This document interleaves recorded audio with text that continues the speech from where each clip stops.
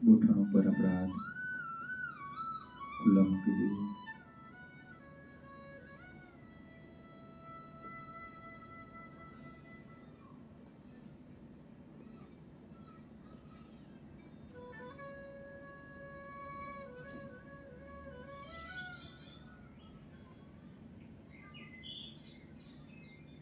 આજે આપણો ભાવ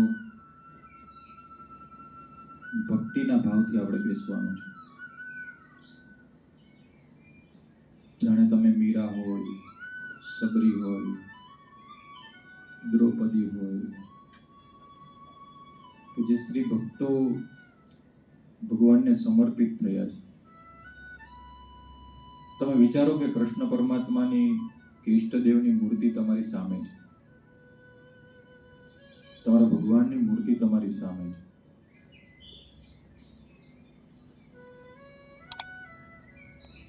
અને આજે તમને એવો એક અવસર મળ્યો છે, એવો એક અવસર પ્રાપ્ત થયો છે કે તમે ભગવાન સાથે એ વાતો કરો, એને પૂછો તમને કેમ છે. એ મૂર્તિમાંથી પોતાની એ આંખોને થોડી પાપણો ખોલી તમારી સાથે વાત કરે. વર્ષોથી બંધ થયેલા એમના હોઠ એ થોડા ખોલીને તમને બોલાવે.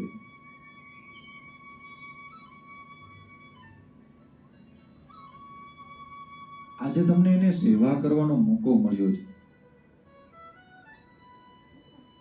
જાણે તમે ભગવાનને દાતણ કરાવી રહ્યા હો. લાલાજીનું દાતણ થતું હોય, સ્નાન થતું હોય,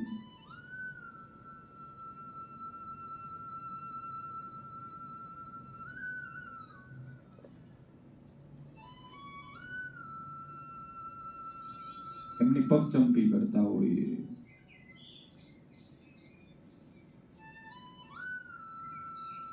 માખણ મિશ્રી સહિત અનેક પ્રકારના ભોગ એ ભગવાનને આપણે અર્પણ કરતા હોઈએ. એટલા ભાવથી આપણે ભગવાનને ભોજન પ્રસાદ આપણે એમ જમાડતા હોઈએ.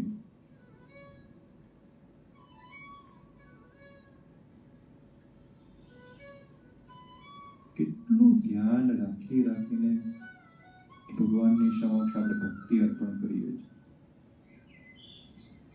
અને એટલા સરસ મજાના શણગાર સાથે આજે દિવ્ય મૂર્તિ ભગવાન તમારી સામે, એમની બે આંખો ને તમારી બંને આંખો,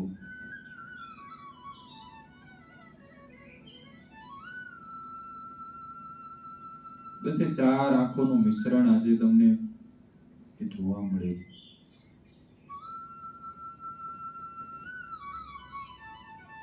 કોઈ શબ્દો નહીં, ફક્ત હૃદયની વાત, હૃદયના તરંગો તમે ભગવાનને અર્પણ કરતા હો.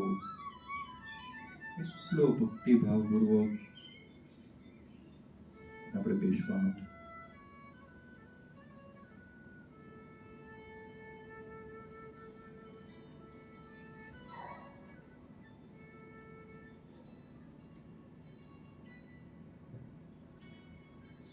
એ જ ભગવાન પાસે બે હાથ જોડીને પ્રાર્થના કરવાની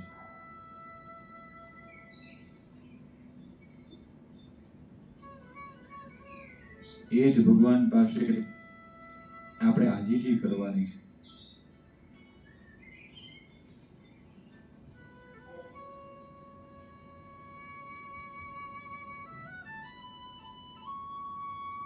હંમેશા રક્ષા કરે, હંમેશા સાથે રહે, એવા વચનો એમની પાસેથી લેવાના છે.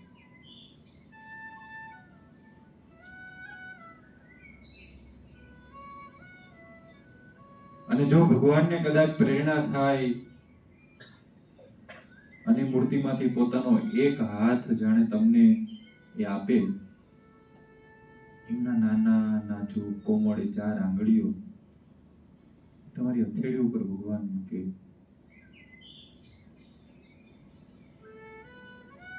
થોડા પોચા હાથે તમે એમની હથેળીને સ્પર્શ કરો.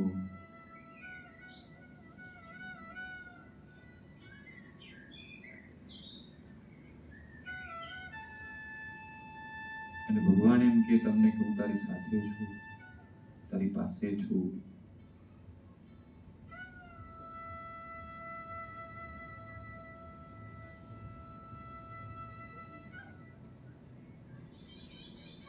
એ સોળે શણગાર થયેલી મૂર્તિ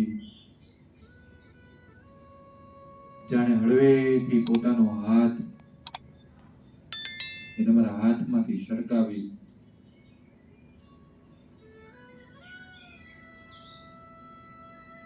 અને પોતાના વિરામ કક્ષની અંદર જતા હોય, તમે રોકવાનો પ્રયત્ન કરતા હો,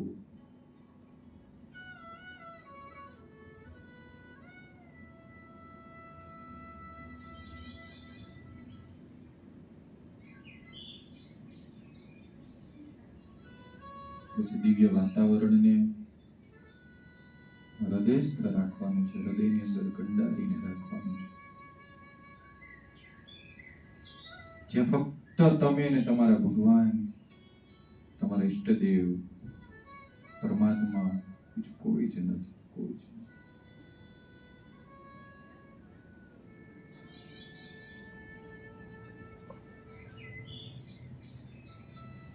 બસ એ મનોમંથન કરતા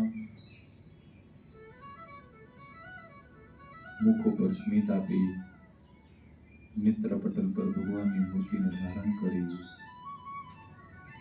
હળવેથી ઊંડો શ્વાસ લેવો, ધીમે ધીમે શ્વાસને છોડવાનો પ્રયત્ન કરીએ.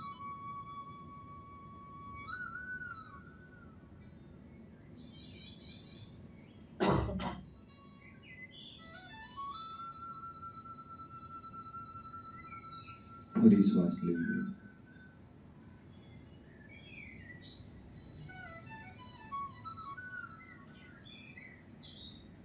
ભગવાનના શરીરના એક એક અંગ ઉપર આપણા હાથનો સ્પર્શ કરાવતા જઈએ અને શ્વાસ લેતા જઈએ.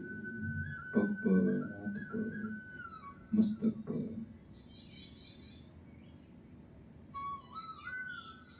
એ જે તરંગો તમારા હાથ ઉપર ઉત્પન્ન થાય અને હૃદય સુધી લઈ જવાનો પ્રયત્ન કરતા જઈએ અને શ્વાસ લેતા જઈએ, છોડતા જઈએ, લેતા જઈએ, છોડતા જઈએ.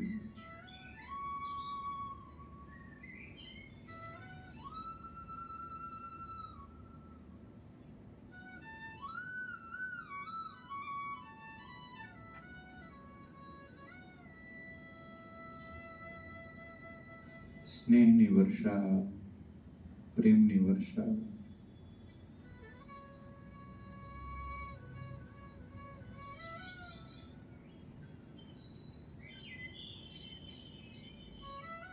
આટલા જ ભક્તિભાવપૂર્વક ઊંડા શ્વાસ સાથે આપણે 3 વખત બ્રહ્મનાદ કરીએ.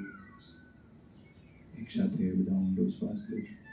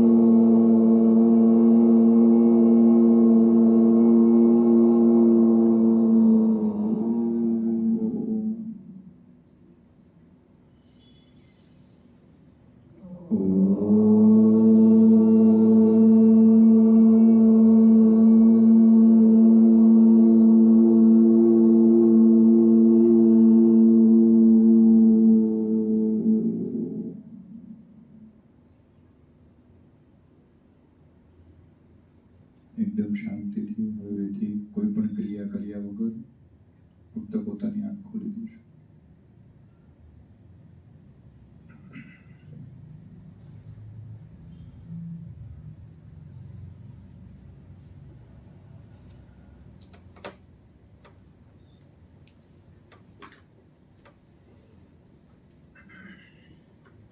જય સ્વામિનારાયણ.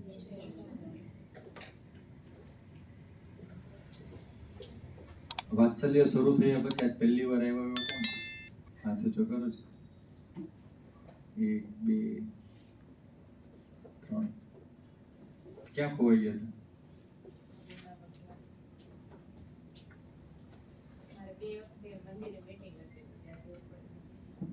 તમારે ભગવાનને કહેવાનું શુક્રવારે અગાઉ, શનિવારે કાંઈ નહીં, બાકી બધું આપી દેવાનું એડવાન્સ.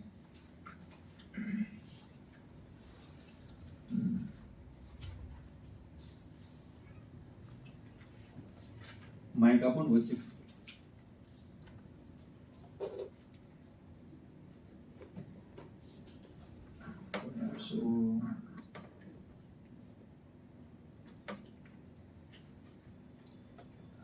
તેમ આમને આપો માઇક. કર્મનો ઉમીદ પાછળ. સીધા સવાલો પૂછીએ, પછી આપણે ક્લાસની શરૂઆત કરીએ, એટલે થોડું સમજ રહે. બંને સેશન તમે અટેન્ડ કર્યા છે? હા. પહેલું હતું આપણું નહીં. આપણે આ વર્ષના સેશન બધા અટેન્ડ કર્યા છે? ઓકે. એટલે પહેલું સેશન કયું હતું આપણું? સ્ત્રી જીવન ચરિત્ર. એની અંદર કોઈ વિષય લીધો તો આપણે? કઈ જેટલું યાદ હોય એટલું બોલો. કોઈ બોર્ડની એક્ઝામ નથી. હા, ખોલો, વાંધો નહીં, સારી બાબત છે. બુકમાં લખતા હોય ખોલતા જજો. હા. પછી બીજો સેશન કયો હતો? સ્વઅસ્તિત્વનું અસ્મિતા, એટલે અસ્મિતા ઉપર વાત કરી. ઓકે. તમારી બાજુમાં કોણ બેઠું છે? આવો બાજુમાં આવો. અસ્મિતાના સેશનમાં હતા તમે? નહોતા. તો તમારી આગળ આપી દો. ચાલો. અસ્મિતાના સેશનનું નાનું ડિસ્ક્રિપ્શન જોઈએ છે 30 સેકન્ડમાં ફક્ત. આપો. જીવન આપણા કાબુમાં નથી, સંજોગો પણ આપણા નિયંત્રણમાં નથી. મૌલિક બોલો ને, જેટલું યાદ હોય. બુક નહીં. તો જે પરિસ્થિતિ છે, પરિસ્થિતિને શું કહેવાય, સ્વીકારીને એની સાથે શું કહેવાય ચાલવું, એનું નામ હશે. આ બાજુ જવા દો માઈક. છેલ્લે તમારી લાઈન. અસ્મિતા વિશે આ તો તમને શું અનુભવ થયો 15 દિવસમાં? આપો. પેલી લાઈનમાં માઈક આપો. પાછળ જે ખોજો ને બોલો. પાછળ આપી દો, ટીચર બોલશે. જો સાંભળો, શિક્ષકને સાંભળવા જોઈએ. ગયા સેશનનો વિષય હતો સ્વ અસ્તિત્વનું સૌંદર્ય. વચ્ચે રોકો છો તમે. આપણે યાદ છે પહેલા સેશનમાં મેં એવું કીધું હતું કે હવે આ પેરેન્ટિંગના ક્લાસ તમારા માટે નથી. યાદ છે ને? એમાં આપણે ટાઇટલ શું આપ્યું હતું પહેલા દિવસે? સ્ત્રી જીવન ચરિત્ર. આ કોના ચરિત્રના નિર્માણની વાત છે? મારા પોતાના. કોની? આપણા ને કોની? મારી વાત થાય છે. એટલે મારી જ્યાં વાત થાય છે ને ત્યાં આપણે એવી વાત થઈ હતી કે હવેનું સેશન આપણે હવે ટુ વે કોમ્યુનિકેશનમાં કરીશું. એટલે આમાં તમારા પ્રશ્નો મુકાતા જાય, તમે થોડું બોલો, તમારી સાથે અંદરના, કારણ કે જે વિષયો લેવાય છે ને એ રોજ તમારા આજુબાજુમાં કે તમારી અંદર એ પ્રશ્નો બધાના બને છે. એટલે આવી રીતે આપણે સેશનની શરૂઆત કરીશું. ઓકે, બોલો અસ્મિતા વિશે. અસ્મિતા એટલે આપણને આપણા હોવાનું ગૌરવ હોવું જોઈએ. આપણે આપણા ઘરમાં કે જે પરિસ્થિતિમાં હોય એનો સ્વીકાર કરીએ અને અસ્મિતા સાથે જીવન જીવીએ. જે ફરિયાદો આપણને છે બધેથી જ, એ ફરિયાદોને દૂર કરીને ગૌરવ સાથે જ્યાં છીએ ત્યાં જઈએ અને જવાબદારી જાતે ઉપાડીએ. જવાબદારી ઉપાડીશું તો આપણને વધારે શક્તિ મળશે અને સારી રીતે જવાબદારીનું પાલન કરી શકીશું. તો તમને એક પ્રશ્ન એડ કરું છું. આ 15 દિવસમાં એવો કઈ અનુભવ કર્યો હોય તમે? જીવતા હતા, આપણે બધા જીવતા હતા ને, બધા જ. પણ અસ્મિતાને સમજી લીધા પછી કઈ એવું તમને ક્લિક થયું હોય એવું કઈ પ્રશ્ન અથવા તો કઈ વાત તમારી?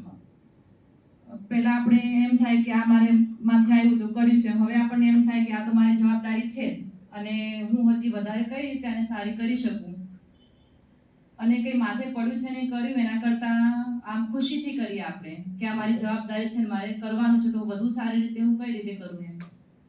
જો આ શબ્દ બહુ સરસ છે. માથે પડ્યું છે ને કરવા કરતા તો ખુશીથી કરવું એમ. ઓલું રોજ કરવાનું જોઈએ. મેં વાત કરી હતી કે તમારે શાક શાક તમારે દરરોજ બનાવવાનું હોય, રોટલી તમારે દરરોજ કરવાની હોય, કચરા પોતા દરરોજ કરવાના, ત્યાં કરવાનું છે એટલે નથી કરવાનું, પણ એમાં એક ભાવ હોય અને તમે કરો એ બહુ સારી બાબત છે. ચાલો તમારી બીજી લાઈનમાં માઈક આપી દો અને છેલ્લે જવા દો, લાસ્ટમાં. બીજું કઈ વિશેષ બાજુમાં નહોતા તમે? કંઈક બંધ કરી દો માઈક, પછી હમણાં બીજો સવાલ. સ્વ અસ્તિત્વનું સૌંદર્ય એટલે અસ્મિતા. હવે આજે કંઈક બીજો વિષય લખ્યો, શું છે? સ્નેહનું ઝરણું. કેટલા શબ્દો લખ્યા છે ત્યાં? કયા કયા?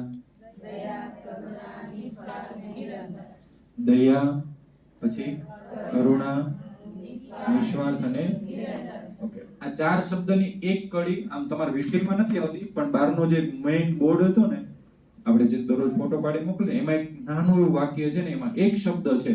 એ આખું વાક્ય કોને યાદ છે? 1200 લખ્યું છે બોર્ડ ઉપર. યાદ છે બોર્ડ કોઈને? હા બોલો. જે પોતાના પદ ઉપર સ્થિર હોય તે સાચો પથદર્શક. જે પોતાના માર્ગ પર કે પથ પર કે રસ્તા પર શું હોય? સ્થિર હોય. શબ્દ કયો વપરાણો? સ્થિર. જે પોતાના માર્ગ પર, જે પોતાના પથ પર, જે પોતાના રસ્તા ઉપર સ્થિર હોય તે શું છે? સાચો. હવે આપણા ત્રણ વિષયને તમે ખાલી વિષયને યાદ કરો. પહેલું કયો વિષય હતો આપણો? સ્ત્રી, જીવન, ચરિત્ર. એમાં આપણે શેના ઉપર વાત કરી હતી? પણ કોની સાથે સમજણ? ક્રિયા. ક્રિયામાં શું જોઈએ? ધીરજ. ધીરજ આવે તો શું આવે? સમજણ. આવો વિષય હતો ને આપણો, કે ક્રિયાની અંદર તમારે શું લાવવાની છે?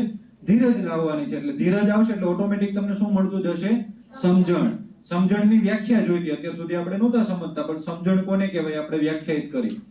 પછી બીજા વિષયની અંદર આપણે એવું લાગ્યા કે અસ્મિતા તો ખરી, પણ જવાબદારી પૂર્વકની અસ્મિતા. એટલે આપણે એમાં એક ઊંડાણવાળો વિષય લીધો કે જો માણસ માત્ર જવાબદારી લેતો થાય, સ્વીકારતો થાય, સહજ રીતે જવાબદાર બનતો થાય તો શક્તિ ઓટોમેટિક મળશે એમને એની અંદર આમ તમે જુઓ કે પાવર ઓટોમેટિક એમને આવવા લાગશે.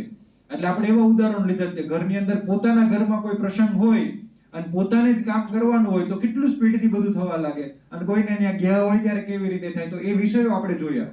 અને આજનો વિષય છે સ્નેહનું ઝરણું. હવે ત્રણેય વિષયની કડીમાં તમે જોવા જાઓ કે પોતાના માર્ગ ઉપર જે માણસ શું હોવો જોઈએ? સ્થિર. તમને ખબર હોય તો ગયા વર્ષના સેશનમાં એક શબ્દ આપણે લીધો તો વિહંગાવલોકન. યાદ છે કોઈને? વિહંગ એટલે શું થાય? આકાશ, બરોબર? એક અને અવલોકન એટલે જોવું. તો આકાશના મારફતેથી જોવું એવું અવલોકન કરે ને એ વ્યક્તિ પણ સ્થિર રહી શકે. સમજાય તમને? તમે જુઓ પાણીની પાત્રતા, આમ પાણી તો માનો કે બહુ બધું હોય, પણ જેમ એની પાત્રતા ઘટતી જાય ને, પાણીની પાત્રતા, એમ એના વલણો પણ ઘટતા જાય. એ સ્થિર થતું તમને જોવા મળે. તમે ગ્લાસમાં તમે બહુ બધી આંગળી આમ ફેરવો ને તો કઈ ઝાઝો સમય માટે એના વલણો નહીં રહે. જો એ તરત બેસી જશે. પણ એટલી જ આંગળી તમે કોઈ મોટા પાત્રમાં ફેરવો, કોઈ નદીમાં ફેરવો, કોઈ તમે દરિયાની અંદર ખાલી વંડાવ, તેના તરંગો કેટલા જશે? દૂર. તમારી અંદરની જે સ્થિરતા છે ને આ વિષયોને જગાવવાનું કામ કરશે. ગયા વિષયને અને આજના વિષયને એક આપણે તાર જોડીએ. જો જવાબદારીમાં હવે ચાર વસ્તુ એડ કરતા જાઓ, એક એક વિષય એડ કરતા જાઓ. ચાલો, જવાબદારીમાં દયા આવે તો શું થાય? કોણ કહેશે મને? હવે સાહજિક વિષય છે. તમારી પાસે કોઈ જવાબદારી છે અને જવાબદારીની અંદર દયા આવે, જવાબદારીમાં કરુણા આવે, પછી કયા બે વિષય લખ્યા છે? નિસ્વાર્થ અને નિરંતર. આ ચાર વિષયને તમે જવાબદારી સાથે એડ કરતા જાઓ. જગદીશ સર આમાં કે તમે પ્રકાશ પાડો. જવાબદારીમાં દયા એડ કરીએ તો શું થાય? જવાબદારીમાં કરુણા એડ કરીએ તો શું થાય? જવાબદારીમાં નિરંતર પ્રક્રિયા એડ કરીએ તો નિસ્વાર્થ કરીએ તો શું થાય? જવાબદારી બધાને ખબર પડી ગઈ ને. હું અહીં બેઠો છું તો હું એક જવાબદાર વ્યક્તિ છું, તમે બેઠા છે તમે જવાબદાર વ્યક્તિ છો. તો દરેક જવાબદારીમાં જો દયા એડ થઈ જાય, દરેક જવાબદારીમાં કરુણા એડ થઈ જાય, દરેક જવાબદારીમાં તમારી નિરંતર પ્રક્રિયા એડ થઈ જાય, દરેક જવાબદારી નિસ્વાર્થ થઈ જાય તો શું થાય? જવાબદારીમાં દયા હોય તો આપણને ગુસ્સો ન આવે. હા, મુખ્ય પોઈન્ટ પકડો. હજુ ચાલો, જે સેશન શરૂઆત કરવાની ત્યાં પહોંચી ગયા. ખૂબ સરસ, હો, આભાર. ચાલો હવે તમારી કરુણા એડ કરો. કરુણા એટલે શું થાય? જો આમ છે ને નિસ્વાર્થ અને નિરંતર એની જગ્યાએ સ્નેહ અને પ્રેમ શબ્દો હતા, વાત્સલ્ય. પણ એમાં સરે બે વિષય આપ્યા આપણે, જગદીશ સરે, નિસ્વાર્થ અને નિરંતર. તમે જુઓ, કરુણા એટલે આમ નિચોડ આવી ગયો બધો જ, તમારા પ્રેમનો, તમારા વાત્સલ્યનો આવી ગયો ને બધું જ. હવે તમારી જવાબદારીમાં જો કરુણા હોય તો શું થાય? બોલો સર, તમારે બોલવાનું છે. એટલે જવાબદારી છે ને, ક્યારેક આપણે રિસ્પોન્સિબિલિટી ની અંદર આમ અગ્રિમતા તો આપે જ, પણ એની અંદર શું થાય કે નિર્ણયો લેવાના થાય, એટલે કઠોર સાહજિક રીતે બની જવાય, કડક થઈ જવાય. એવું, કારણ કે આમ હોય ને જવાબદારી એટલે આ કરુણાનું પોષણ જ્યારે એડ થાય ને તો એ કામ છે ને સ્મૂથ થઈ જાય. ચાલો ભાર હવે ન રહે. સરના આ વિષયને બાળક સાથે એડ કરો. હવે જો જવાબદાર માતા જો કડક થવા લાગે, માનો કે મારે અહીંયા એક વિષય એવો લેવો છે અત્યારે, દીદીએ સરસ આજે કીધું છે કે એવી રીતે આપણે કરતા જઈએ, એટલે એક વિષય મળી ગયો અહીંથી, એક બીજો વિષય મળી ગયો કડક. ચાલો, આમાં જે માતાને ગુસ્સો વધારે આવતો હોય ને હાથ ઊંચો કરો અને ફોન બંધ કરી દેજો બધા. જે માતાને વધારે આમ જબરજસ્ત ગુસ્સો આવતો હોય, ગુસ્સાવાળી માં એટલે આમ ભયંકર હોવો જોઈએ. ચાલો તમે ઊભા થઈ જાઓ, તમારો ગુસ્સો કરવાનો બધા ઉપર. ચાલો, જે માતા કડક હોય, કડક ઘરની અંદર, ઈ કે એમ જ આમ નહીં તેમ નહીં કાંઈ જ નહીં, કડક હોય એવી માતા કોઈ છે? આ આગળ આવી જાવ, આગળ. હવે હાથ ઊંચો નહીં. હવે હાથ ઊંચો નહીં થાય, એવું ન કરાય. એટલે છીએ પણ સર મોટાની સામે શું કહેવાય, બાળક બાબત આપણે બધું અત્યારે બાળકને. હા, આવી જાવ તો તમે કડકમાં આવી જાવ. હવે આમ નાની નાની વાતે જેમ રડવું આવી જતું હોય ને એવો ઉભા થવા લાગે છે. કોઈ એવા? ના, એવું ન હોય. આમ એકદમ, એટલે એમાં પછી કરુણા અને વાત્સલ્ય બધું આવશે એમાં, એટલે ઈ એવી રીતે. હવે હજી કયો વિષય લેવાનો? કડક આવી ગયું, કરુણા આવી ગઈ, ગુસ્સો આવી ગયો, મને ભૂલાઈ ગયો વિષય. કઠોર આવી ગયું. કઠોર ને કડકમાં બે એક જ રાખજો. કરુણા અને કઠોર. ઓકે, ચાલો, મળી ગયું. સંભાળ રાખનાર, સ્થિરતાપૂર્વક બધી જ રીતે વ્યવસ્થિત રીતે સંભાળ રાખનાર માતામાં. આમ તમે કદાચ કોઈને ઊભા થાય, પણ આપણે ડોક્ટર મેડમને ઊભા કરી, કારણ કે સંસ્કૃતિઓ સાથે બહુ જોડાયેલા છે. આવી છે.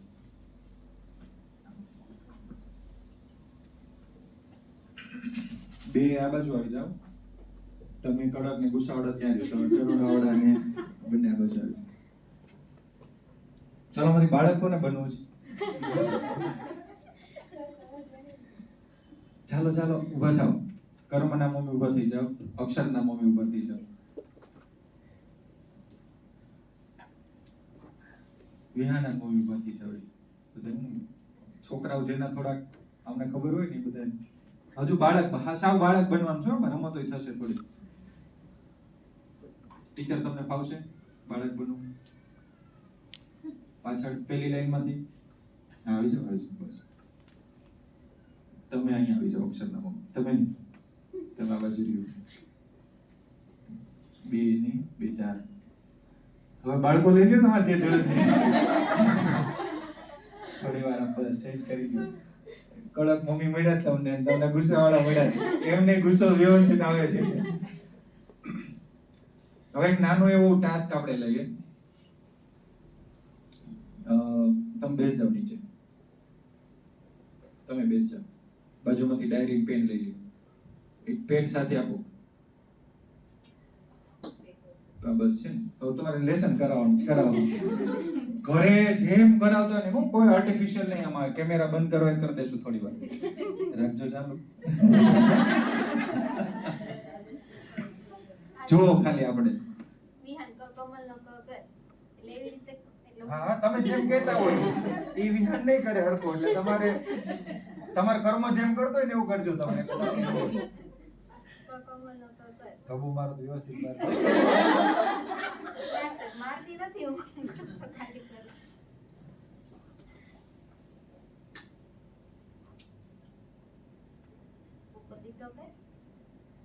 આટલું પ્રેમથી નહીં બોલતા હોય. એટલે મારે મને ગુસ્સો ક્યારે આવે, ઈ કમલ લોકો કરે ને તો એ લીટી છે ને ઊંધેથી પહેલા ચાલુ કરે અને પછી આમ ઊંધેથી લખે. એટલે ખીજાવ ને, ખીજાવ માટે તમે ડિસાઈડ આપો. ખબર છે આમે વાળું કરતું એવી રીતે ન હોય તો બહુ ગુસ્સો આવતો હોય તો કેવી રીતે લાવવો? એટલે પછી હરખી રીતે કરને લીટો. જે બોલી જતા હોય બોલી જાય છે, વાંધો નહીં. ઘરના કોઈ શબ્દો આવતા હોય તો અહીંયા ઉપર બેટા અહીંયા છે ને લીટો આવે આ બેટા તો નહીં જ આવતો. પણ ગુજરાતીમાં એટલે આપણે મેં તમને તને વાંધો નહીં, તમ તારે ચિંતા કરો ને, નાટક ભજવો છો અત્યારે. આ બધા ઊંધો લખ્યો છે. કમલનો ક આમ આવે.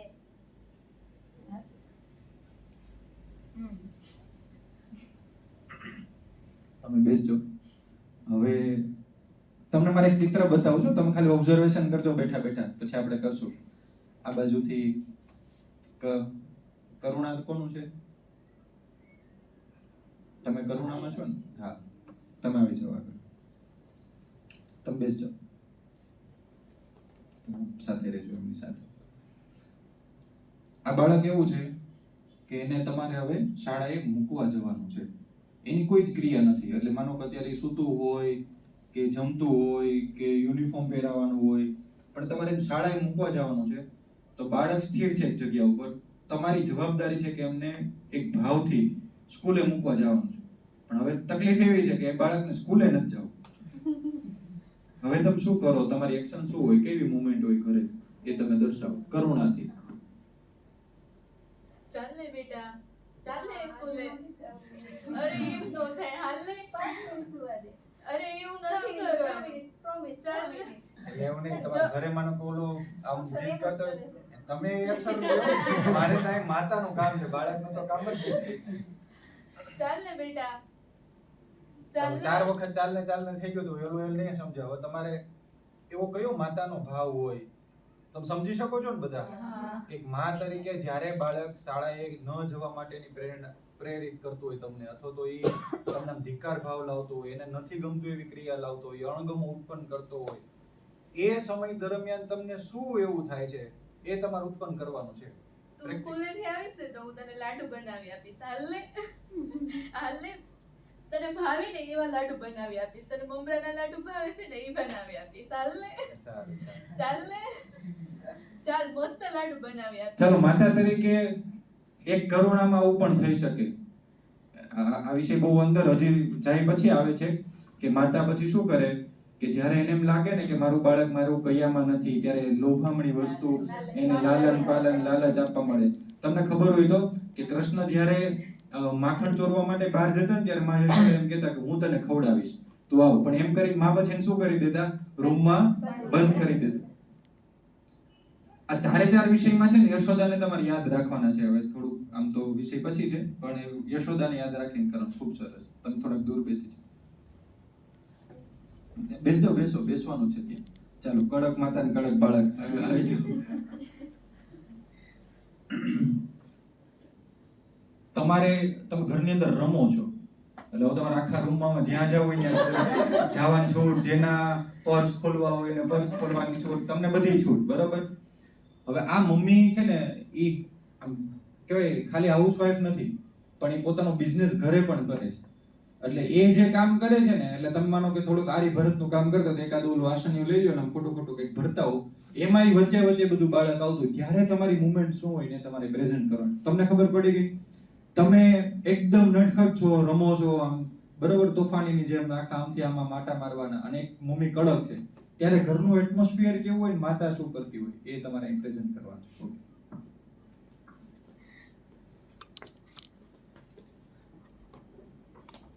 અરે ના પાડીને રેવા દે અડમાં. અરે કેટલી વાર કહેવાનું, કામ મારે પડતું મૂકી દે, ઊભું થવું પડે છે. મૂકી દે લા. મને જોવા દ્યો ને. પણ શું જોવું છે તારે? શું જોવું છે? અરે એક વખત ના પાડીને, આ મમ્મીની વસ્તુ છે, નહીં અડવાની. તમે શું કરતા હતા મને બતાવો ને, તમે શું કરો છો? મારે તારા કામની વસ્તુ નથી. કેટલી વાર સમજાવ્યું તને? થોડોક માથે તો લાફો મારી ગયો. ના, હું એટલે બહુ ઓવર જાય ને તો, બાકી તો મારે શું કે અવાજ જ કરવાનો રહે. ઈરાજ કીધું ને એક વખત મૂકી દે. એમાં એક વિષય બહુ છે આની અંદર. સ્થિર માતાનું વલણ તમારે જોવું હોય તો જ્યારે માં બે રીતે તમે ઓળખી શકો, એક જમાડે ત્યારે અને એક સુવડાવે ત્યારે. ત્યારે માતા સંપૂર્ણ માતા દેખાય. કામ કરતી વખતે ને આ વખતે તો તમને નો દ્રશ્ય થાય, પણ કોઈ પણ માતાનું ઓબ્ઝર્વેશન જો તમારે કરવું હોય, કોઈ પણ માતા હોય દુનિયાની, એ તમને બે જ જગ્યાએથી દેખાય. એક બાળકને જમાડતી વખતે અને બીજું સુવડાવતી વખતે. સ્ત્રી ક્યારે દેખાય? મેં તમને માતાની વાત કરી, હવે હું તમને સ્ત્રીની વાત કરું. સ્ત્રી જ્યારે ક્રિયામાં હોય ને ત્યારે એનું રૂપ દેખાય, સાચું રૂપ. ક્રિયા એટલે કામમાં, એટલે તમે તમારા રસોઈમાં હો, તમે તમારા વાસણની અંદર હો, તમે તમારા કપડાની અંદર હો, સ્ત્રીનું આખું આવરણ છે ને એના કામ વખતે દેખાય. હવે શું કામ ખબર? કારણ કે સ્ત્રી છે ને એને આપણે એવું લાસ્ટ ટાઈમ વાત કરી હતી કે જગતજનની જગદંબા કહેવાય. હજારો હાથ એમની આજુબાજુમાં ફરતા હોય, એટલે જ્યારે એ કામ કરતી હોય ને ત્યારે એને 10 કામ યાદ હોય. સાવરણી વાળતા કચરો વાળતા એમને પણ ખબર હોય દૂધ ગરમ છે, કપડાં સુકવવાના છે, બહાર વરસાદની વાછટ આવશે, મારું બાળક ઉઠી જશે, શાળાએથી સમજાય?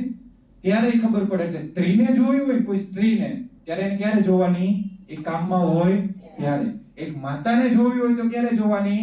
જ્યારે એ પોતે બાળકને જમાડતી હોય, બીજી સુવડાવતી હોય. તો અહીંયા આપણે જમાડવાના પોર્શનને નહીં લઈએ, પણ આપણે સુવડાવવાના પોર્શનને લેશું. બાળક પણ સાત્વિક છે, માતા પણ સાત્વિક છે. અહીં ઉઈ આવો આગળ. અને આમાં હાલરડા કોણ ગાશે? હાલરડા ગાઓ. એ રમે છે અને હવે સુવડાવવાનો સમય થયો છે, તો એના રમકડાને તમારે મુકાવી અને પ્રેમપૂર્વક, એ પણ સમજદાર છે એટલે એને પ્રેમપૂર્વક સુવડાવવાનું. તો એ સુવડાવવાની આખી જે પ્રક્રિયા છે એ તમારે એકાદ મિનિટમાં અમને બતાવો. આ તમારી રીતે.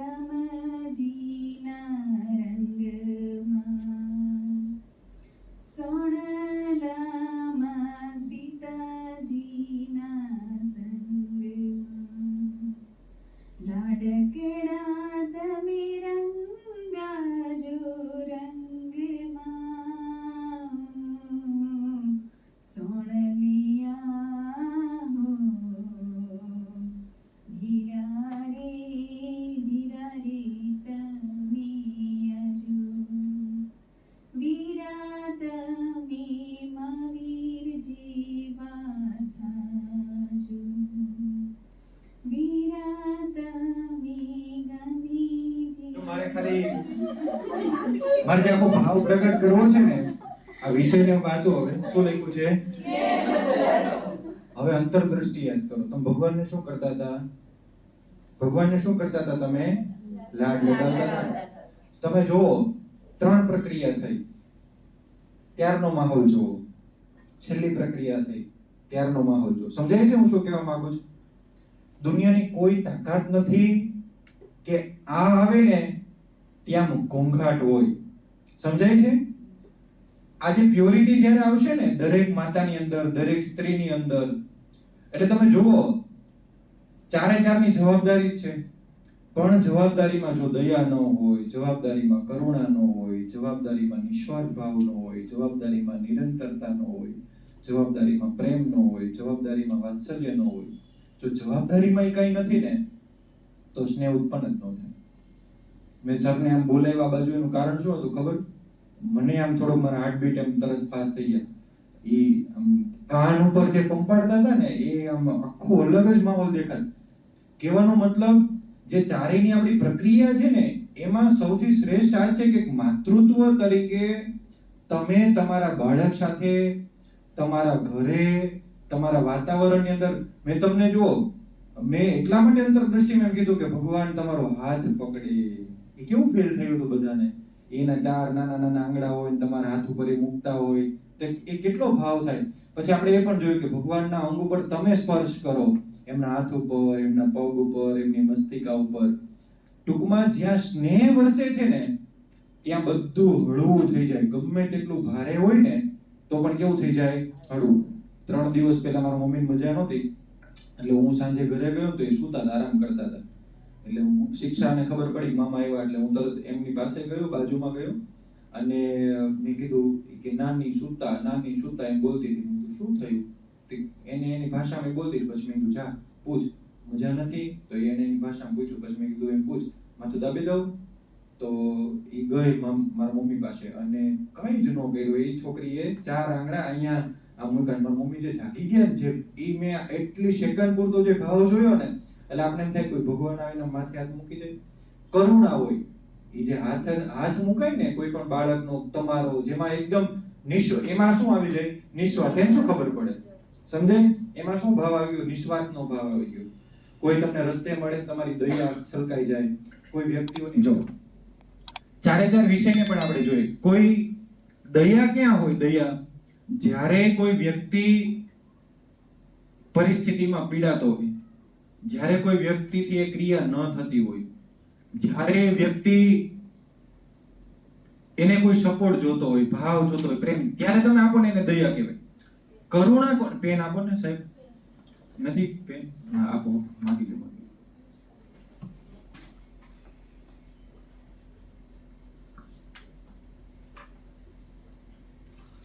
છે ને બીજા બધા પાસે?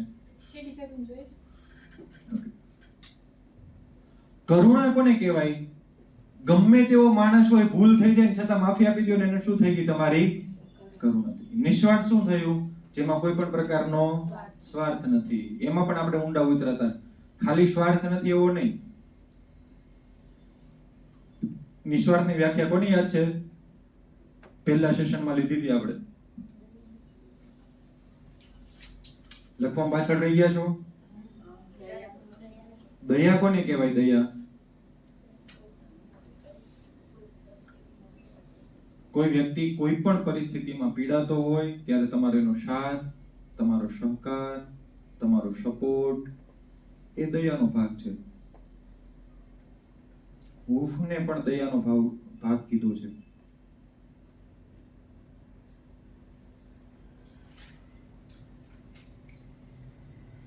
હવે કરુણા ઉપર જઈએ તો કરુણા કોને કહેવાય? ગમે તેવો વ્યક્તિ હોય, ભૂલ થઈ હોય, એને સહજતાથી માફ કરવો એ તમારી કરુણા છે.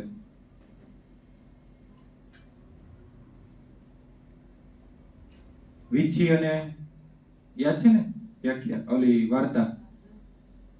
કોને ડંખ મારી ગયો હતો અને છતાં એમને શું કરી દીધું હતું? એમને એ નહીં, હા બતક વાળી તો છે જ, એ ગુરુજી વાળી પણ છે. ખબર છે ને કે પોતે ડંખ મારે, વીછી એમને ડંખ મારે પણ એ સામે ડંખ મારતા નથી, એને ધૂતકારતા પણ નથી પોતે.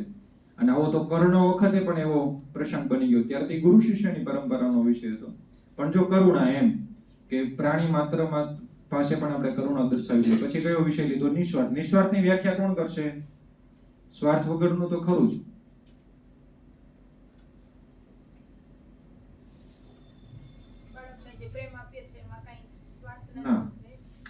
આપણે વ્યાખ્યા કરી લીધી પહેલા જ દિવસે. સ્વાર્થ હોય કે ન હોય, જેવું છે એવું સ્વીકારી લેવું એ પણ નિસ્વાર્થ છે. જેમ છે એમ સ્વીકાર કરી લેવો એને પણ નિસ્વાર્થ કહેવાય.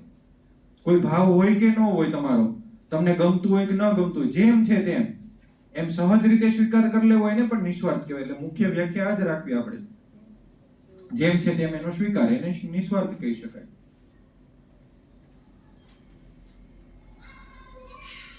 અને નિરંતર.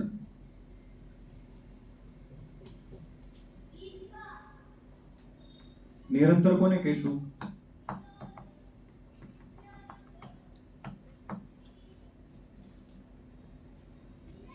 નિરંતર કોને કહીશું? એ શબ્દમાં જેનો જવાબ છે પણ એને થોડુંક ડીપમાં લઈ જવાનું છે.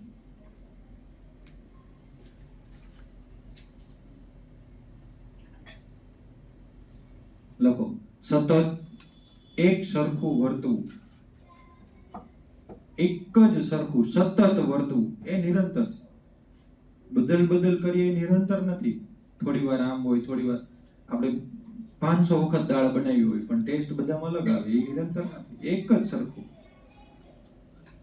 અમે હમણાં બોચાસણ ગુરુ પૂર્ણિમા નિમિત્તે સ્વામી બાપાની સેવામાં હતા, અંગત સેવામાં હતા અમે બધા ત્યાં. તો આમ કહેવાય ને કે જે ઠાકોરજીની પ્રમુખ મહંત સ્વામી મહારાજની જે રસોઈ બનાવી સંતો પાસે ઊભા હતા, એમણે અનેક વખત પ્રસંગ કરી લેલા પણ આટલી ખીચડી બનાવવાની હોય બાપા માટે, બરોબર? તો કે આટલા વર્ષોથી મીઠા વગરની ખીચડી એક જ સરખો સ્વાદ આવે, એ નિરંતર થયું કહેવાય. તમે સમજો, એક જ સરખું સતત થાય એ નિરંતર છે. હવે એક સ્ત્રી તરીકે તમે એમ વિચારો જી, આ 4 વિષયો તમે લખ્યા, દયા, કરુણા, નિસ્વાર્થ અને નિરંતર, ઈ ટકે આપણામાં કે સમયે સમયે બદલતા છે? એટલે હવે 2 વિષયોને આજે અહીંયા સ્નેહ રૂપે ભેગું કરવાનું. તમે જોવો કે સ્ત્રી જીવન ચરિત્રની અંદર આપણે જોઈએ કે આપણી ક્રિયામાં ધીરજ આવે તો સમજણનો ઉદ્ભવ થાય. સમજણ જેમ ઉદ્ભવતી થાય એમ તમને જવાબદારી સહજ રીતે તમે સ્વીકારતા થઈ જાઓ. તમે જવાબદારી સ્વીકારતા થશો એટલે તમને અસ્મિતા ઉત્પન્ન થશે. હવે અસ્મિ રૂપે જન્મેલો માણસ જો સ્નેહ ન વરસાવે તો વિસ્ફોટ કરે. શું કરે? હવે હું તમને અસ્મિતાનું એક ઉદાહરણ આપું. દાખલા તરીકે આપણે એમ કહીએ કે બલિરાજા પાસે પણ આટલું બધું બળ હતું, શક્તિ હતી અને તપ પણ હતું અને ભગવાનના આશ્રિત પણ હતા, પ્રહલાદના પૌત્ર કહેવાતા, પણ છતાં ઈ જે રાક્ષસ કુળની અંદરથી હતા, પોતે અસુર કુળમાંથી, તો એના સ્વભાવના કારણે એને ઘણું બધું ગુમાવ્યું. ફરી પાછા પોતાના સ્નેહ રૂપે એને ભગવાનને બંધન પણ લઈ લીધા. ત્યારે ચાતુર્માસ ચાલે છે. સમજાય તમને? તો હું તમને એમ કહું છું જો તમે સ્નેહ નહીં આવે ને તો તમારી અસ્મિતા પણ તમારી ખોરવાઈ જશે. આપણે એમ કહીએ કે દુર્યોધનની ખાલી એની અસ્મિતાની વાત કરીએ તો આમ તો એમના ગુરુ કોણ હતા? બલરામ. કોણ હતા? એમના શિક્ષાના ગુરુ તો કોણ હતા? દ્રોણાચાર્ય. પણ એના યુદ્ધના ગુરુ કોણ હતા? બલરામ એમના ગુરુ હતા. તો બલરામ તો એ આપણને ખબર છે, બલરામજીએ તો હંમેશા અસ્મિતા ભરી વાત કરી છે કે મારો દુર્યોધન બોલેલા છે ને. છેલ્લે જ્યારે જાંગ ઉપર એમને ભીમે બધી ગદાઓ મારી ત્યારે પણ એમ કીધું કોણ હતું, લાવો એને હું અહીંથી ધનોત્પનોતમાં નાખી દઉં. મારે તમને એ સમજાવવું છે તો અસ્મિતા તો એ પણ હતી, પણ જો યોગ્ય જગ્યાએ સ્નેહ ન વર્ત્યો, ભગવાનની પણ સામે થઈ ગયા, શાંતિદૂત બનીને આવ્યા ભગવાન, એની પણ સામે પોતે થઈ ગયા, તો બધું ખોરવાઈ ગયું. તમે ગમે એવા અસ્મિ રૂપે તમે ગમે એટલા તેજોમય હોય, અસ્મિ રૂપે તમે ગમે એટલા પ્રભાવશાળી હો, પણ જો તમારી અંદર સ્નેહ નહીં હોય, એટલે શબ્દ જો સ્નેહની પાછળ શું લખ્યો છે? ઝરણું. ઝરણું છે ને એ સતત વહેતું હોય, નદી સુકાય, ઝરણું તો જ હોય, વહેતું હોય ને એને ઝરણું કહેવાય. ઝરણું આમ સ્થિર ન હોય, અને સ્થિર હોય તો એને ઝરણું ન કહેવાય. ઝરણાનું કામ છે સતત વહેવું. હવે તમે જુઓ કે તમારો જે સ્નેહ છે એમાં 4 વિષયને તમારે અંદર લેતું જવાનું. પહેલો વિષય કયો લેવાનો? દયા. દયા ક્યાં દર્શાવી, કેવી રીતે દર્શાવી, કેમ દર્શાવી એને જોવાની. બીજું આપણે લેવાનું છે દયાની સાથે સાથે કરુણા.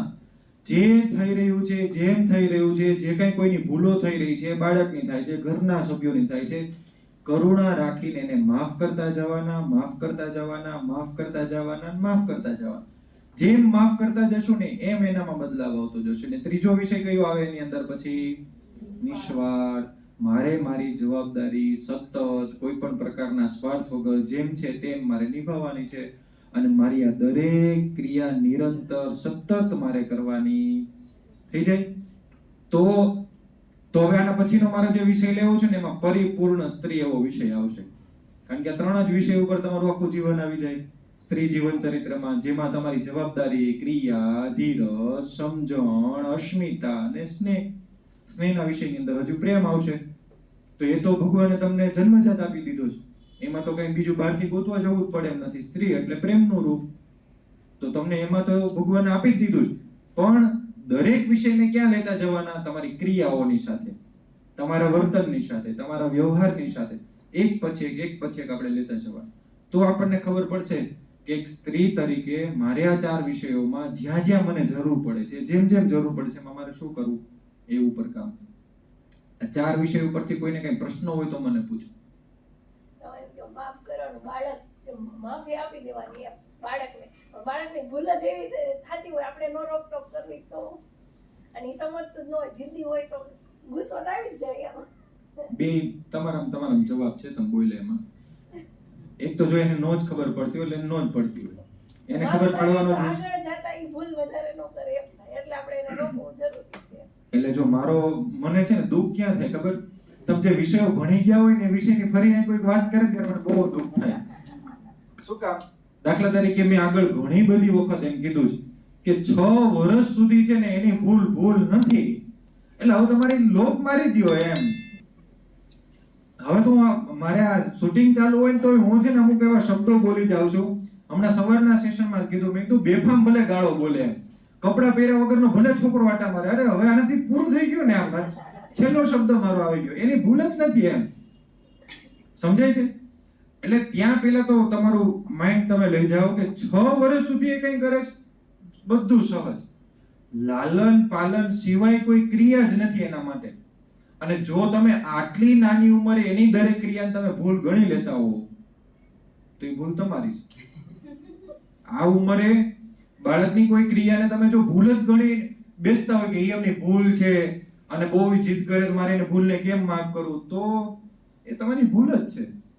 મને એક પેરેન્ટ્સ કાલે મળ્યા તો એમને સ્મોકિંગની આદત હતી, એટલે મારી સાથે એ લગભગ 2.5-3 કલાક રહ્યા. એટલે હવે 2.5 કલાક એને રહેવું કેમ, એટલે છેલ્લો અડધો કલાકનો આમ મીટિંગ અમારી પૂરી થવા આવતી હતી ને પછી એને મને કીધું, સરી કંઈ બહાર ગેલેરી જેવું નથી. મેં કીધું કેમ? થોડુંક સફોકેશન થાય છે. મેં કીધું અહીંયા બહાર નથી થતું, અંદર થાય છે. એટલે હું વળતી ગયો, એટલે મેં કીધું સારું વાંધો નહીં, તમે જઈ આવો. પછી આવ્યા ને એટલે મેં કીધું આ બધું થોડુંક જોજો બાળકમાં. મેં કીધું એની પણ કે મારે બધું શીખવાડવું છે. એટલે મેં એને ચેલેન્જ આપી. મેં કીધું જો તમારું બાળક હજુ નાનું છે બહુ, જો તમારું બાળક મેં કીધું મારી સાથે હોય અને મેં 6 વર્ષ તમે મને આપો, તમારું બાળક અડે નહીં કોઈ દિવસ. તો કે મને કે ચેલેન્જ. તો એ શું બોલ્યા ખબર? એ કે 20 વર્ષ તમને આપો. અરે મેં કીધું તો તમારો નહીં રહે. 20 વર્ષ તમે મને આપશો ને તો તમને ભૂલી જશે. મેં કીધું સમજાયું શું કહું? મને કોઈ બાળકને તૈયાર કરવા માટે કેટલા વર્ષ જોઈએ છે? પછી મને જરૂર જ નથી બાળકને કોઈ તૈયાર કરવા માટે. એટલે આ જે 6 વર્ષનો સમયગાળો છે ને એમાં કોઈ પણ ભૂલને ભૂલ ન જ માનવી. અને જો ભૂલ માનો એ મોટી ભૂલ છે આપણી. એટલે માનવી નહીં, પણ આપણને થાય કે અત્યારે નહીં એને રોકવી ટોકવી તો આગળ જતા વધારે ભૂલ કરશે કે એવી બીક લાગે. એટલે શું ભૂલ એટલે શું? કોઈને આમ ચપ્પુ મારી દે તો શું ભૂલ શું કરે? ભૂલ તો આમ આપણે કેવી ન કરે ને તો એ તો તમારી ભૂલ છે એમ કહું છું. જો આ વિષય આપણે અહીંયા જ્યારથી વાત્સલ્યમાં પહેલેથી આવો છો બધા, ત્યાંથી અમે કોને બદલવાનો પ્રયત્ન કરીએ છીએ? બાળક સામે ધ્યાન જ નથી, તો એને ભૂલી જાઓ. તમે એ નક્કી કરો કે જો હમણાં 2 વિષય આપણે લીધા આગલા, એમાં તમને શું સ્પર્શે છે રોજ તમારા જીવનમાં, તમારા ઘરમાં, તમારા વ્યવહારમાં, એના ઉપર તમે ધ્યાન આપો, બાળક ઉપર ન આપો. બરોબર ને? મોટું ફેમિલી એમના ઘરે છે. બોલો. 3 દિવસ પહેલા કૃષ્ણએ સીઝર લઈને એના વાળ અહીંયાથી કાપીને હું નીચે કામ કરતી હતી, ઉપર દેખે તો આખી બેડરૂમમાં વાળ આમ એની લટુ પડી. એટલે આ તાજ નો આવતી ને તો પેલા બહુ ગુસ્સો થતો, પણ પછી મેં અંદરથી આમ બહુ કંટ્રોલ રાખ્યો. પછી એને મને સામેથી એક્સેપ્ટ કર્યું, મમ્મા હું કપડું ગોતતો તો પછી નો મળે. તમારે જાવ તમે મને કઈ દેવાનું. મેં કીધું તને આ વાગ્યું તો હું ટ્યુબ લગાડું. મમ્માથી છુપાવાય કે ક્યારે નહીં છુપાવે. બરાબર. જો આ વિષયમાં મને થોડું ઊંડું ઉતરવું છે. માતા તરીકે શું ભૂલ કરીએ છીએ ખબર? બાળકને તરત એની આવી ચપ્પુ લઈ લે, કઈ એવું વાગી જાય એવી વસ્તુ લઈ લે ને તમે એનો બચાવ કરો છો એમ કે એને વાગી ન જાય એટલે. પણ હું શું ખબર વાગવા દો એને, ખબર પડે એવું નહીં એમ. એટલે નહીં, એને ખબર પડે એટલે નહીં વાગવા દેવાનું. તમને બહુ એક મોટી છે ને ચેલેન્જ મળશે એની ક્રિયા કરવા માટે. શું ખબર છે? તમારે એની નજીક જવા માટેનો દરવાજો ખુલી ગયો. એને વાગશે ને એટલે હવે તમારે છે ને તમારે ભગવાને તમને જેટલી શક્તિ, કરુણા, દયા, પ્રેમ ને વાત્સલ્ય જેટલા શબ્દ આવતા ને એટલું તમારે અંદર ઘૂસી જવાનું. અને એને એક વખત કાનમાં કહી દેવાનું, જો આવું કંઈ પણ થાય ને ત્યારે મમ્મી તારી સાથે જ. તો મમ્મીને કહે છે. ઈ જો એને આમ એને દરવાજા ખુલ્લા છે નડી ગયું ને તો તમારે ભૂલી જજો કે બીજી વખતે તમને પૂછ્યા વગર કંઈ કરશે.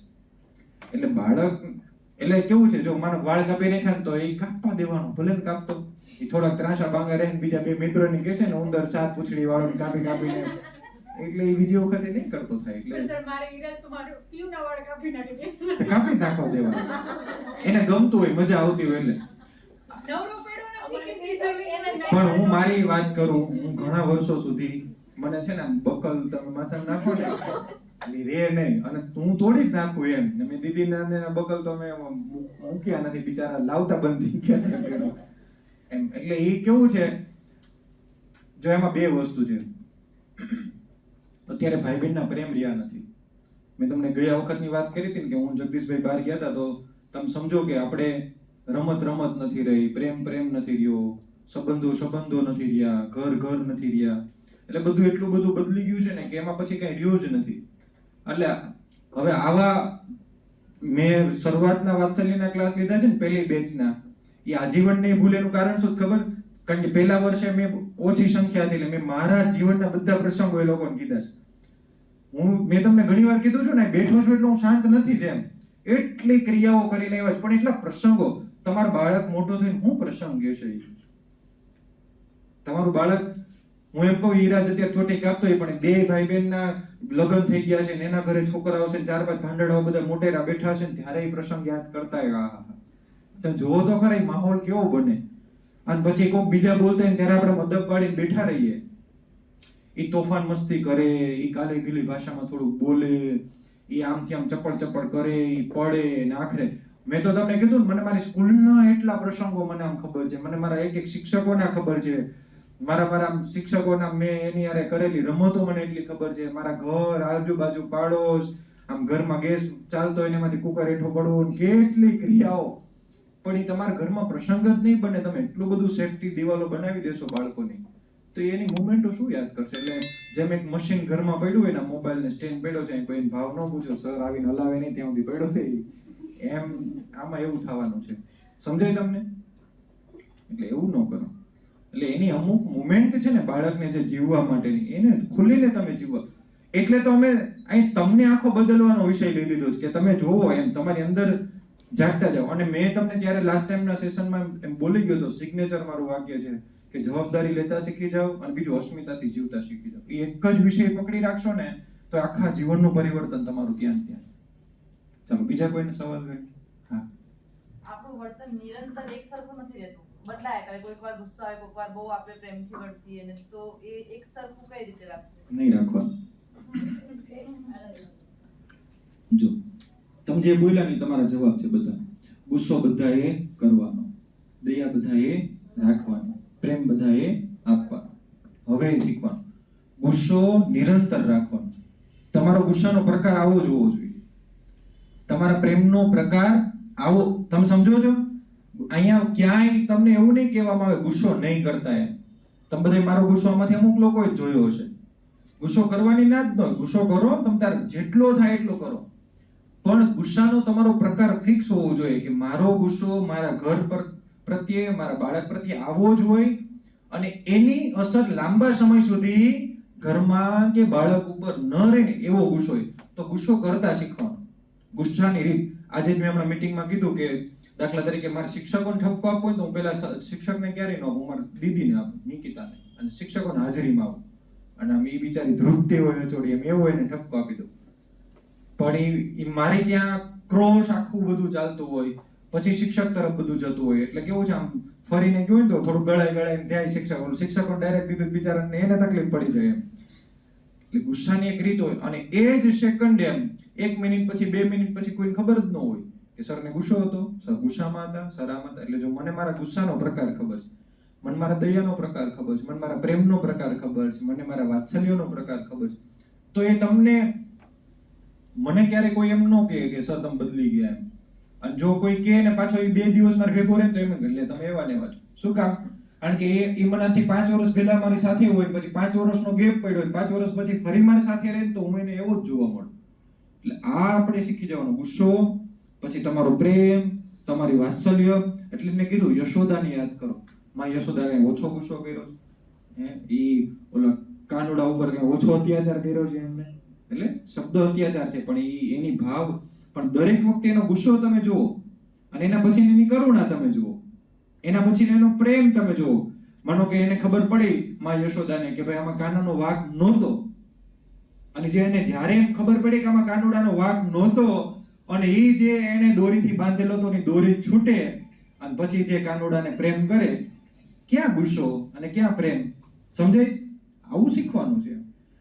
કોઈ નિરંતર, એટલે માનો કે તમે એક જ સરખા ઓલા રોબોટની જેમ આપણે આમ ચાલુ એવું નથી કરવાનું, માં કાંઈ એ ભૂલી જાઓ. એક સરખું તો તમારા વિષયને એક સરખો રાખો, તમારી ક્રિયા એટલે કે તમારા જે સ્વભાવ છે ને એને એક સરખો રાખો. દયાના સ્વભાવને, કરુણાના સ્વભાવ. જે આવી રીતે નથી રહેતા ને એનું જીવન છે ને ઉછળાટ ભર્યું હોય. અને એ ઉછળાટ ભર્યું કેવું હોય? ટેમ્પરરી હોય. એટલે તમને છે ને, તમે જોજો ઘણા માણસો તમે એવા જોયા હોય કે એની બહુ વાતમાં બહુ વિશ્વાસ ન કરવો, એ બધું આમ ઉપર છલું બધું ચાલતું. એટલે એના ગુસ્સાનું નક્કી ન હોય, પછી એના બોલેલા શબ્દોનું નક્કી ન હોય, પછી એના પ્રેમનું નક્કી ન હોય, ભાગે એક તરફ જ એક જ વ્યક્તિ પાછળ આમનામ દોડ્યો જતો હોય, પછી કાંઈ ન હોય. એટલે એવું ન હોય. મારે મોટો છોકરો છે ને રુદ્ર, એક મિનિટ ખાલી વચ્ચે ક્લિયર થયું તમને? સમજાણું? કોઈ નિરંતર એટલે સમજીએ, ગુસ્સો નિરંતર, દયા નિરંતર, કરુણા એ નિરંતર. પણ તમારું જીવન નિરંતર નહીં થાય, ક્યારેય નહીં થાય. આજે માનો કે હું તમને સાધુ સમાજની વાત કરીને, આપણે જે સ્થાન ઉપર બેઠા છે, હંમેશા આપણે પ્રમુખ સ્વામી મહારાજ, વંશ સ્વામી મહારાજને યાદ કરતા હોય છે વાતોમાં. તો પ્રમુખ સ્વામી મહારાજના પ્રસંગોમાં ઘણી બધી વખત આવે છે કે બાપાએ આવી રીતે આને ઠપકો દીધો એમ. તો હું એ સંત તરીકે ઠપકો ન દઈ શકે? એક ગુરુ તરીકે ઠપકો ન આપી શકે? આપી શકે. તો એની પણ પ્રક્રિયા છે, એની ક્રિયા છે. એ નિરંતર ગુસ્સામાં હોય તો એનો ગુસ્સો પણ તમને મીઠો લાગે, એમની દયા પણ તમને મીઠી લાગે, એની કઠોરતા કટુતા એ તમને બધું મીઠું લાગે. એટલે આપણે લાસ્ટ યરના સેશનમાં તમને કઠોરતા અને કઠોરતા એ બંને વિશે શીખવાડેલું. કટુતા વિશે આપણે શીખવાડેલું તમને બધા કે ભાઈ તમારો કટુ ભાવ કોઈ ઉપર ન હોવો જોઈએ, તમે કઠોર બનો. કઠોર બનવું સારું, અને કઠોરમાં બધું આવી જાય, ગુસ્સો પણ આવી જાય, પ્રેમ પણ આવી જાય. ક્લિયર ને? યસ. બે છે ને નીચે રમતા હતા, તો હું ઉપર ગેલેરીમાંથી જોતી હતી. ત્યાં રુદ્રએ ગાડીની સીટ હોય ને એમાં ફાડી નાખી, એમ બોલપેન ભરાવીને કાણા પાડી દીધું. તો હું ઉપરથી જોતી હતી, તો ઓલાએ રુદ્ર વ્યોમે એમ કીધું હું મમ્મીને કહી દઈશ એમ. તો ઓલાને એને મારા બહુ બી ગયું, પેલા એને બહુ મારતી હતી, અહીંયા આવી પછી શાંત પડી. તો રુદ્ર વ્યોમને નથી હવે મારતી, તો વ્યોમનો એમ એને ગુસ્સોના અને પ્રેમ ને એવું બધું એને કઈ ખબર ન પડે એમ કે મમ્મી ખીજવા હે કે એવું કઈ ન ખબર પડે. ઓલાને ખબર પડે કે તું મમ્મા ન કહેતો, કે મમ્મા ખીજવા હે મને. તો એ કે હું મમ્મીને કહી દઈ, મમ્મી તને નહીં ખીજવાય. એ કે હાલ હું પણ કહી દઉં મમ્મીને. કે એટલે ઓલાને ડર છે પહેલાથી ખીજવાણી ને, તો હજુ એને ડર નથી જતો. અને ઓલાને ડર હવે એને એવું કાંઈ નહીં કે હું કહી દઉં પણ ભલે મમ્મી ખીજવાઈ લેશે એમ. એને આમ પ્રેમ આમ વધારે ગુસ્સો ન આવે ને બીકઈ ન લાગે. એટલે એની અંદર એવો ભાવ છે કે હું મમ્મીને જાણ કરી દઉં કે અમે આ કર્યું છે, આ થયું છે. હું એમ કહીશ ભાઈને નો ખીજવાતા એમ. એટલે જો એ તો કેવું છે, આ તમને તરત પરિવર્તન દેખાણું કે એક બાળક ઉપર તમે આવી ક્રિયાઓ કરી લીધી છે, બીજા બાળક ઉપર મેં આવું નથી કર્યું. કારણ કે ત્યારે તમે કંઈક અલગ રીતે હતા. અહીંયા 1.5 વર્ષ 2 વર્ષ થઈ ગયું તમારે, 2 વર્ષ થયું, તો 2 વર્ષની અંદર આટલું પરિવર્તન. તો એક બાળક તરફની દ્રષ્ટિ બદલી ગઈ. એમ ઘણા બધા છે. આપણે વાત કરી હતી કોઈના ઘરની અંદર મોટું બાળક હોય અને નાના સમયનો ઉછેર અલગ હોય, અને હવે નાનું જે બાળક હોય ને એને કંઈક અલગ રીતે તમે હેન્ડલ કરતા હોય તો થોડોક તફાવત રહેશે. ખૂબ સરસ. બીજા કોઈને સવાલ કઈ? અમે નવસારી અંદર વિપસના સેન્ટર છે, ત્યાં અમે શિબિર માટે ગયા હતા. તો તમે વિચાર કરો, ત્રીજા સેશનની અંદર અમને એક બહુ સરસ મજાનું વાક્ય કીધું કે સ્વપ્ન અવસ્થાની અંદર પણ તમે કોઈ ક્રિયા કરો છો. મારો સવાલ હતો આ કે દાખલા તરીકે મને ઘણીવાર મારા આમ લાઈફમાં કેવો છે કે સપનાઓ આમ અમુક રીતે આપણે ફીલ થતા હોય બધા. તો સપનું કોઈ તમને આવે છે અને કોઈ ખબર તરત જાગી જાય, ચપકી જાય અને પરસેવો વળી જાય. જે ક્રિયાને ક્યાં વળી હોય બધું અંદર સપનામાં થઈ હોય. ક્યારેક તમે જોજો સપનામાં કોઈ એવી ઘટના બની ને તમારા હાથ સપનામાં દુખતો હોય, પણ એ તમે બહાર આમ ઉઠો તો તમને હજુ હાથ આમ દુખતો ફીલ થતો. એટલે મેં આના બાબતે સવાલ પૂછ્યો કે આ જાગૃત અવસ્થા ને સ્વપ્ન અવસ્થા કેમ ભેગી કેમ થઈ જાય છે એમ. ત્યારે મને બહુ સરસ મજાની ત્યાં અમારા જે ગુરુજી હતા ને એને વાત કરી હતી કે આપણે જે ક્રિયા જે સ્વપ્નમાં જોઈએ છીએ, વિચારમાં જે લઈએ છીએ ને, એમાં આપણે શરીર ભાવથી એમાં ઇન્વોલ્વ થઈ જાય છે. અને જ્યારે શરીર ભાવથી તમે ઇન્વોલ્વ થઈ જાવ ને ત્યારે એ ક્રિયા પછી તમારા વિચારમાં હોય કે સ્વપ્નમાં હોય ને એ તમને આખા બોડીમાં તમને અનુભવ હોય. સમજાય? એટલે નાની એવી ક્રિયા જો કઈ થઈ ને, બેઠા બેઠા વિચારે એવો ને, તો એ સંસ્કાર અંદર પડી ગયો એવું યાદ રાખજો. એ આજે નહીં તો કાલે ખુલે ને ખુલે. એ ગમે ત્યારે ગમે ત્યાંથી આવે. એટલે માનો તમારે આ ઘરની ઘટના હું તો કહું 10 મિનિટે રહી હોય ને, તો એ 10 મિનિટની ક્રિયા એ ગમે ત્યારે એને ફરી પાછી બહાર આવવાનો પ્રયત્ન કરે. એટલે આવું બધું જ્યારે થતું હોય ને ત્યારે બધું એને બધું ક્લિયર કરતું જવાનું. અને એના માટે આ બહુ સરસ વિષય છે કે સ્નેહ છે ને એ બધું ટાળી દેશે. એ આખું વાતાવરણ બદલી જશે. અને તમને તો અનુભવ છે કે ખાલી બાપાની પૂજામાં આપણે બેઠા હોઈએ અને ગમે એવી સ્થિતિમાં આપણે ગયા હોય તો કેમ બધું શાંત થઈ જાય. તો હવે એમ નહીં, આ બધાની વચ્ચે મારે તમને એક ઠપકો એ આપવો પડે કે મહંત સ્વામી મહારાજનું એક વાક્ય છે કે દિવ્ય ભાવ રાખવો. તેમાં મારી પાસે અહીં તમારે આવવાની જરૂરિયાત નથી. એ એક વિષયમાં બધું આવી જાય. હવે તમે એટલું નાનું બાળક અને અક્ષરની વાહવા તો બધી જગ્યાએ પાછી થાય છે, એમ પાછું આવ ઓલો નથી મંદિરની દ્રષ્ટિએ બધાની દ્રષ્ટિએ. તો હું તમને એમ કહું કે એનો જે દિવ્ય ભાવ છે, એનામાં જે આમ ભગવાનનું જે સ્વરૂપ છે એકદમ બાળક જ છે, તો એ ભાવથી રોજ જોવાનું શું કામ બધી એને આમ બધી માયામાં તમે ઝંઝટવાની પ્રયત્ન કરો. ચાલો બીજા કોઈ માતા, કોઈને કઈ પૂછવું છે? ભગવાન એને છે ને એની પાસે એક પેન ડ્રાઈવ છે ભગવાન પાસે, અને એ ફોર્મેટ મારવાની પેન ડ્રાઈવ છે. કઈ છે? બાળક 6 વર્ષ થાય ને એટલે ઓટોમેટિક છે ને બધું ફોર્મેટ લાગી જાય, અને નવો ડેટા છે ને પછી 7 વર્ષથી એને ડેવલપ થાય. એટલે તમારા મનમાં જેટલું ચાલતું હશે ને, જેવું ચાલતું હશે ને, બાળક જેવું પાછું એના વર્ષમાં આવે ને, તમે નહીં અનુભવો, પણ મને શું થાય ખબર, તમે ઘણી વાર કોઈ જીવતા જ નથી. હું એકલો અહીંથી બબડ કરતો હોય ને એવું મને લાગે. તમારે જોજો, તમારી ગઈકાલની રાત હોય ને એવું તમારી સવાર ન હોય. જો તમે રોજ કચરા જ કાઢો છો ને, રોજ વાસણ સાફ કરો છો ને, રોજ અલગ હોય. તમારું પાણી રોજ અલગ હોય, તમારો એક ઘૂંટડાનો ટેસ્ટ અલગ હોય, તમારો કોળિયાના સ્વાદ બધાના અલગ હોય. હવે ક્યારેક આવું અનુભવથી જીવવાનો પ્રયત્ન કરજો. તમે માનો કે આ જભવાને મારે બહુ ઝાઝા વર્ષો થઈ ગયા છે, તો હું આ પહેરું છું તો દરેક વખતે અલગ ફીલ થાય. તમારા દરેક કપડા એક જ કપડા હોય, દરેક વખતે અલગ અલગ. કારણ કે તમે જોવો, સૂર્ય જેમ ફરે ને, પૃથ્વી ફરે, સૂર્ય ફરે, ચંદ્ર ફરે, ગ્રહ ફરે, એના આવરણ બધા બદલતા હોય. તમે જીવો તો ખરા, એમાં કોઈ જીવતું જ નથી. રોજ બધું બદલે. અમે એસ્ટ્રોલોજીમાં એક વસ્તુ શીખવાડીએ કે આપણી હાથની રેખા હોય ને, કોઈ જોઈ તો કોઈ ન હોય, પણ આ રોજ બદલે. આજે નો મને તો ફોટો પાડી સ્કેન કરીને મૂકી દેજો, અઠવાડિયા પછી જોજો, કારણ કે રોજ તમને નહીં ખબર પડે કારણ કે ખસકી ગઈ. સમજાય? આ બધું રોજ બદલે છે, એટલે એમાં જીવો એમ. એટલે તમારું બાળક છે ને, એ આમ સ્વાઇપ થઈ જશે ને 6 થી 7 વર્ષમાં, કોઈને ખબર નહીં પડે. એટલે જ મેં ગયા વર્ષે તમને બધાનો અનુભવ નહોતો કર્યો. તમે બાળપણમાં કેવા હતા, તમે આ ઉંમરે કેવા હતા. આમ તમે જુઓ, તમારે લગ્ન થાય ખાલી, અને આમ લગ્નની 5 દિવસની વાર હોય, 2 દિવસની વાર, તમારે જવાની વાર હોય, ત્યાં સુધી તમે ઘરની બધું જેવા આમ સાસરીએ પગ મૂકો કેવા બદલાઈ જાવ. એ તમને ખબર ન હોય, પણ ભગવાન એવું સરસ રિમોટ બધું ગોઠવું છે ને, ફોર્મેટ વાળી પેન ડ્રાઈવ નાખીને તરત બીજી અપડેટ કરી દે. એટલે સ્પીડથી થઈ જાય બધું, બહુ ચિંતા નહીં કરવાની. 7 વર્ષનું બાળક થશે એટલે નવું અપડેટ થશે. દરેક બાળકની અંદર થાય, પછી 12 વર્ષે થાય, એટલે 6 વર્ષ સુધી છે ને આ બધું આમ ને તેમ ને પેલું બીજું એ કાંઈ જ થવાનું નથી.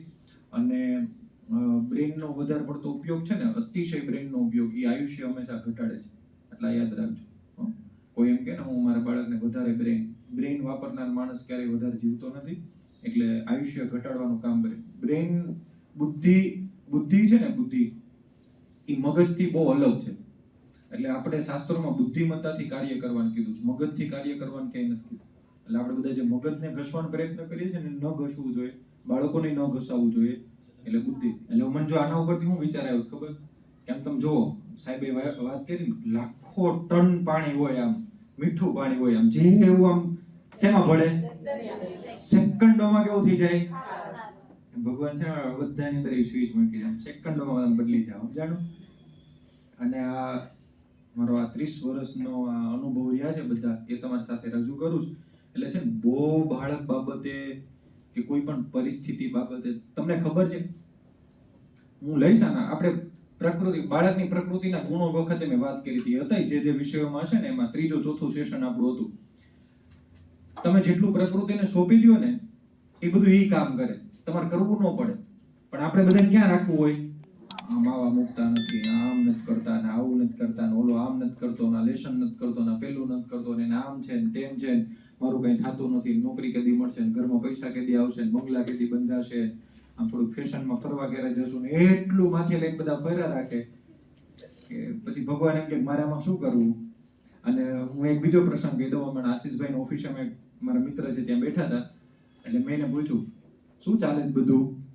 કે નબળું કહેવાય જ નહીં, ઉપર ઓલા રાહ જોઈને બેઠા છે. મેં છે નહીં કે તથાસ્તુ કહેવા માટે સમજાય કે મોજ ચાલે છે. એટલે પછી એને આમ ઉપર જોયું, એટલે મેં શું કરે છે, એટલે મેં કેમ કે ઉપર બેઠા બેઠા તથાસ્તુ કરે છે. કે એટલે આપણે એવું જ બોલવાનું, બધું સારું ચાલે છે, મજા છે, કઈ તકલીફ નથી. એ કે આપણે એમ બોલ્યા નબળું હાલે છે ને, ઓલા જો એમ મન થયું ને એમ કહી દીધું તથાસ્તુ. એટલે એવું આપણે કંઈ કરવાની જરૂરિયાત નથી. બસ પ્રાર્થના કરીએ, આ વિષયને આમ કન્ટિન્યુ રાખશું, આગળ ચલાવશું, સ્નેહનું ઝરણું ચાલશે આ 4 વિષય ઉપર.